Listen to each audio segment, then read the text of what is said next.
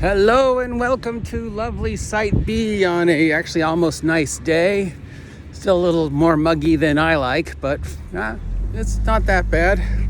It's about 10 o'clock in the morning. We're walking to the place that gives us food because, you can't walk to the store if you live in California, which is why I live in a small island off the coast of Costa Rica. And we're going to toss out some more DM tips because the last one I did probably didn't get me enough trouble. So let's talk about the care and feeding of NPCs, a topic we've covered before, but since we're talking about campaign management and time management and stuff like that, let's talk about NPCs. Now, there are two extremes to NPCs, non-player characters, for those of you who don't know what that means.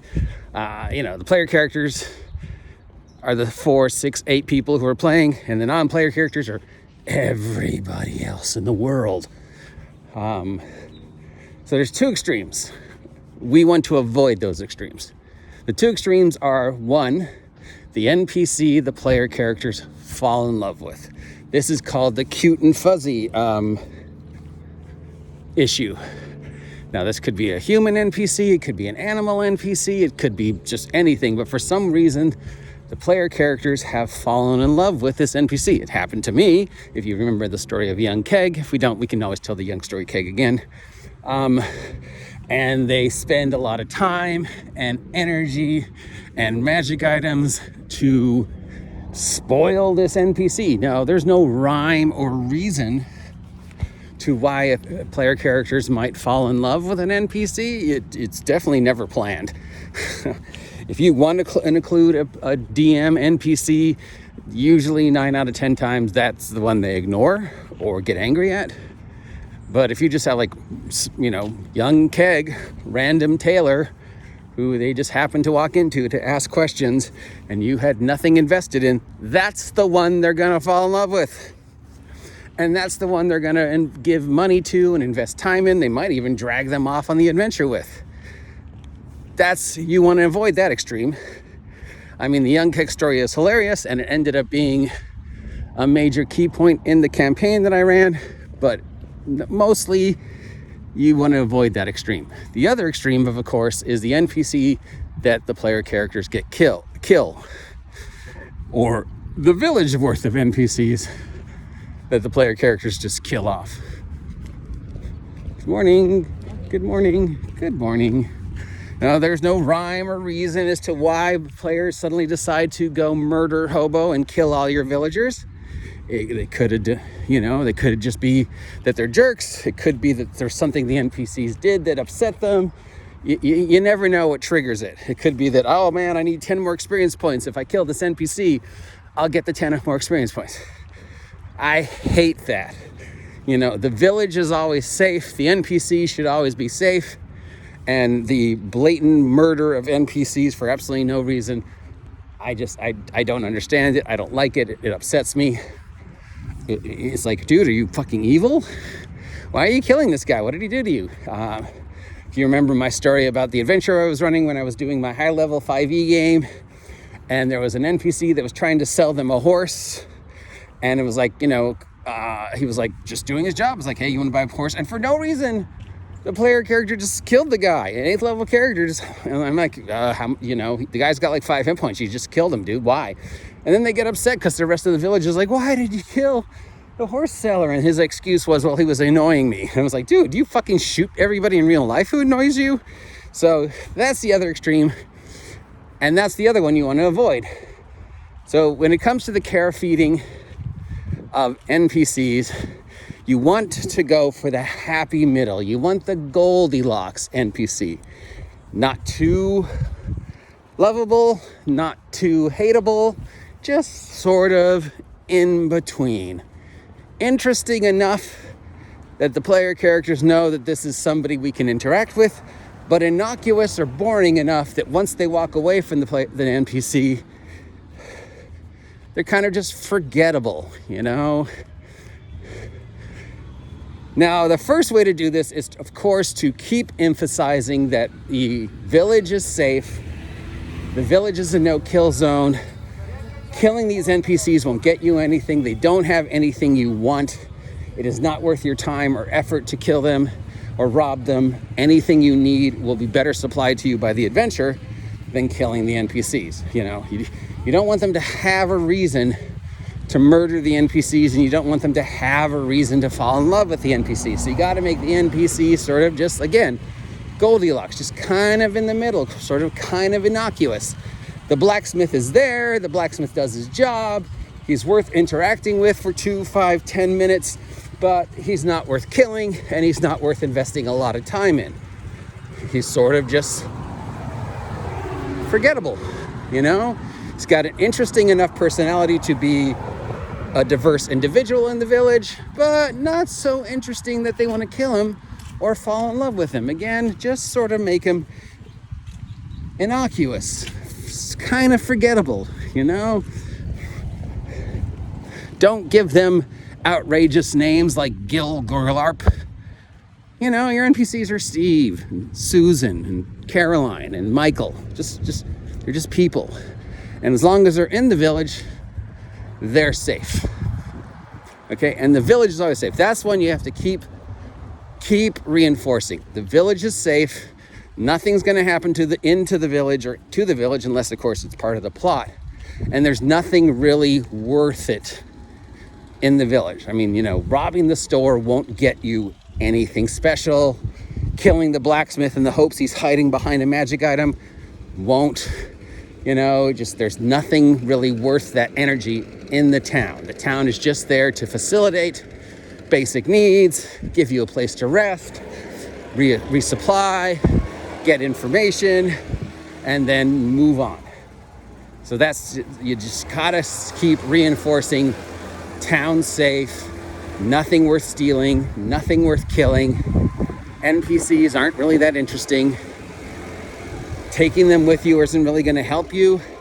They're going to be more of a hindrance. They probably don't want to go with you, and killing them isn't really going to accomplish anything. They're not worth any experience points. They don't have anything worth stealing, and you're going to get in trouble. So yeah, that's just sort of, you know. Now, one thing I tried once, I haven't tried it again because I haven't run it in a while, is sort of a very video game-esque idea. But it encourages keeping the NPCs safe, keeping them alive, and keeping them where they are. And that is to sort of level up the NPCs. The more the players interact with them, the more they increase their reputation with the NPCs, the more the NPCs are going to level up in response to those characters. They'll be nicer to the characters, they'll be more willing to give them discounts, you know, they might have access to better stuff. If you keep going to visit the same blacksmith over and over again, he's going to start reacting more and more favorably to those characters. He's going to have more information he might want to share with them.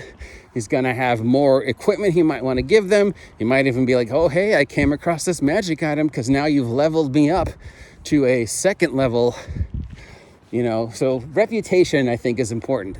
It's important to let them know that their actions have consequences, both good and bad. And if you interact positively with the NPCs, you know, and make them feel important, your reputation with the NPCs will increase. It'll be more likely that they are a good source for rumors, a good source for better equipment, etc., etc., etc. That way you encourage them not to kill them, and you encourage them to stay where they are. If you drag the blacksmith with you, he's not going to get that experience. Your reputation with him is not going to increase. His ability to give you better stuff is not going to increase. In fact, he will probably resent you for fucking kidnapping him. So in closing, bam, okay? The two extremes you want to avoid.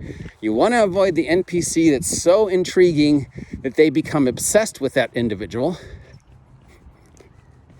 The cute and fuzzy NPC. And that NPC becomes a time sink. I mean, anybody who read the playtest for Strixhaven knows that several campaign hours of the Strixhaven playtest were dedicated to the PCs trying to make an NPC dwarf like them. There are 3-4 hour sessions multiple times where all they did was try and get this NPC dwarf to like them. You never want that to happen. Okay? The other extreme, the NPC pisses them off and they kill it. Now, sidebar, another thing you might want to throw in is the threat of what happens when you start killing NPCs.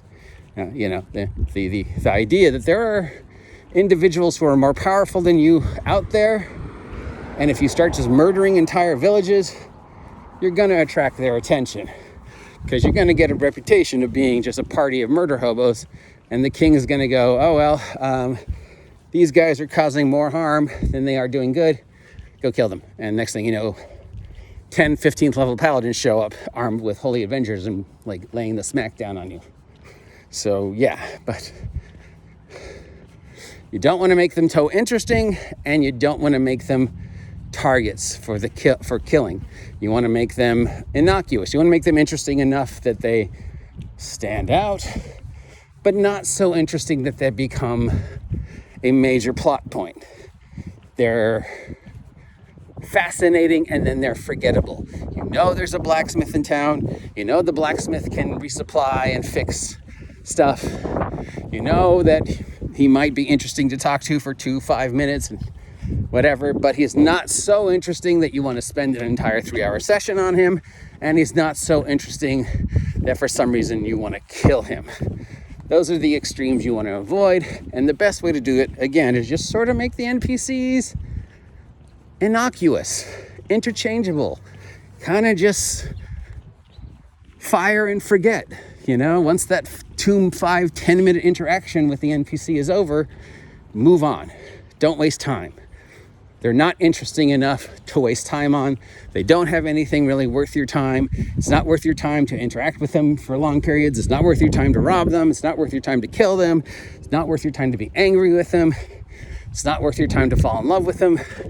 They're just there to facilitate a very simple need and then sort of to be forgotten, unless, of course, the plot counts on it.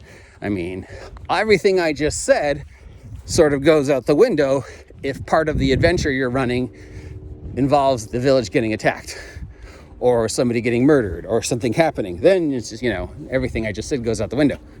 And you never know. I mean, the whole young keg story proves that occasionally if they kidnap a NPC, it ends up being a good thing. If you haven't heard the young keg story, let me know and I'll post it up again.